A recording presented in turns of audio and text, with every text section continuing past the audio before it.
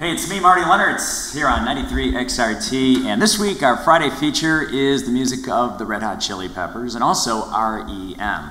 Now, when we feature someone, you know that we do deep dives into a band's catalog, we play a lot of songs, and we also check out the band's history and talk about its history and significance to WXRT in the city of Chicago. And if we're talking about R.E.M., one person that we need to speak to is the person who's sitting next to me, Joe Shanahan, owner of Metro, because R.E.M.'s history and the history of Metro are pretty much joined. I mean, really interesting story.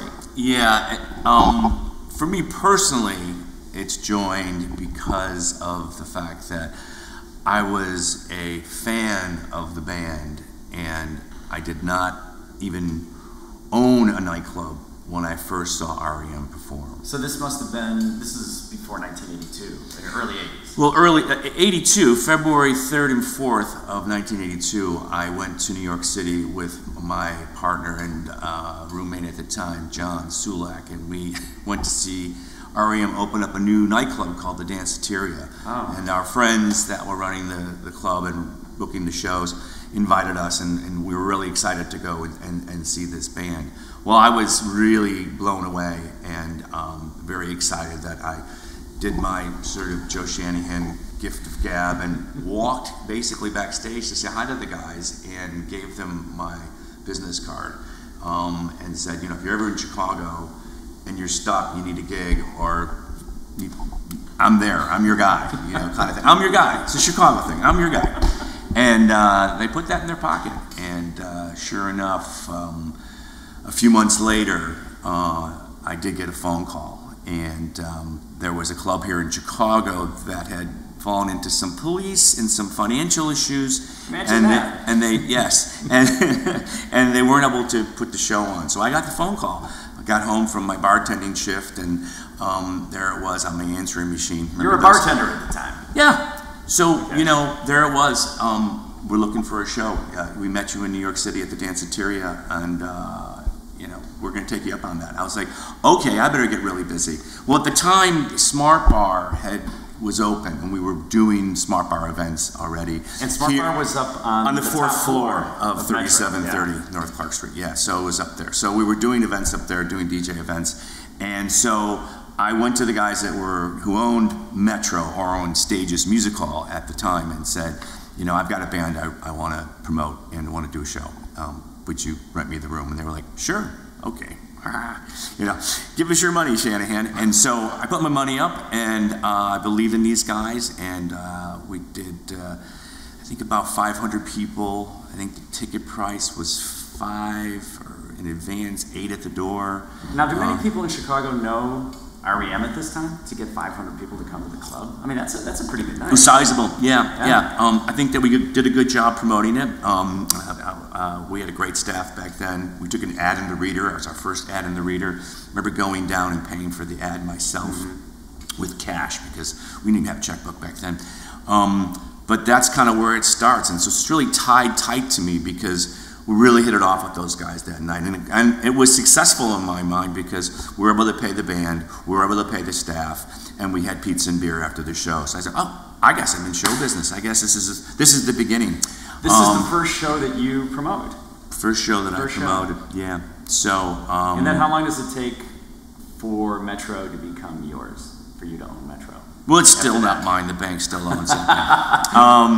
You know, we would say that probably come September is really when we then hang the Metro sort of shingle and go from there. It was really an American band, and I really identified with the fact that when I went to New York, when I saw them, I was so moved to say, I'm going to put my money down on this one. I wanted all my friends to see R.E.M. And that was part of like what we did here at Metro on that first show. Was we just told all our friends, and we happened to have a few friends that knew about the band, and things were moving really forward for them. But they were our pulling guard, because once we did R.E.M., many other bands then said, okay, Metro's a great place. It's got to be a great place. If Michael and Mike and Bill and Pete played there, then that must be a good spot. And they would tell other bands they were on the road with that we were great people to work with. Yeah, certainly a big part of it. And And I think what's really interesting about that time and about Metro starting as a club at the same time, it seemed like the British bands and the punk bands always were a little unapproachable in a way, just because they were, you've read about them in NME, and now they're here in the United States doing their show. But a band like R.E.M., an American band touring constantly, everybody's part of that club.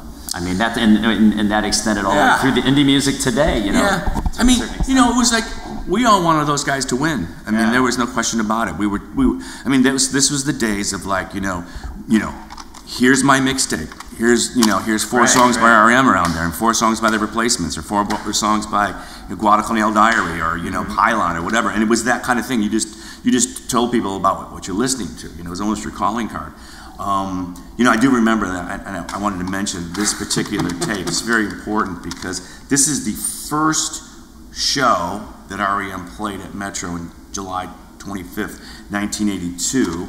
I actually was allowed to do a board tape, which of course I played for Mike Mills maybe a decade or even 15 years later, and we sat and we listened to it, and he was like, oh my God. And he was a little embarrassed, but also like, is that what we sounded like? And what I remember was that it was loose, it was fun, it was energetic, it was relentless. I mean, there was very few moments even between songs. It was just like, it felt punk rock, it moved quickly.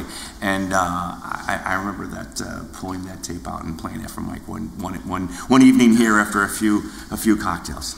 Do you know how many collectors you just really made jealous? How many collectors would love to have this? Well, but they can't. They can't, because on the B side is my mix from the summer of '83. So tape was really expensive back then. So like you made the most of each 90-minute tape. What do you think you put on that? I gotta tell listen you, to this now. I'm gonna play it today for sure. But the fact that it literally is Look at this. the R.E.M. thing. That's a piece of history for sure. It's great. I know that when we feature artists on XRT, we go deep into their catalog, but you know what? No one's going this deep. Do you still have a cassette? Do you still have a cassette machine at WXRT, or did that go out the door? Maybe we could there might be one. We might be able to play that on the air. I can play it in my car. Wait, I can play it in my car. I'm afraid to put it in my car. I don't think I have a cassette deck in my car. I have a cassette deck in my car. But it might eat it. But that's the thing. You never want to play it separate. You have to give this to somebody now that can actually take this and maybe make it a little. Maybe we'll mix it. Who knows? Well, thank you so much for spending some time with us and telling us about R.E.M.'s history as well as the history of Metro. And Metro 35th anniversary this year, Marty. So it's great that you were able to come and talk to me this year and talk about the history of this venue that, quite honestly, has made me such a happy person. I mean, I get to come to work here every day. Every single day. I'm grateful, I'm blessed, and I'm humbled by the fact that our radio station, WXRT and Metro, has had a long-term relationship. With all sorts of new bands, and from even the days that we would do radio shows together. I really appreciate you coming talking to me. I talked to Moby about the show we did together. Oh, did you? Yeah, I did, and he remembered all of it, and he told me he was surprised I knew so much about the punk rock world. He was like, "Well, how do you know all this punk rock music?" I said, "Dude, that's what I was doing in the '80s." Oh, I know. You were in high school. I know. But it's great that as Metro goes on, and over all these years, it seems like we're always celebrating an anniversary here, and you have parties, and I get to come and speak at those parties, and tell a few stories. Yeah. And, hooray for birthdays and hooray for anniversaries. Let's keep celebrating them. That's what we have. That's exactly. I'm Marty Leonard, along with Joe Shanahan. It's 93 XRT.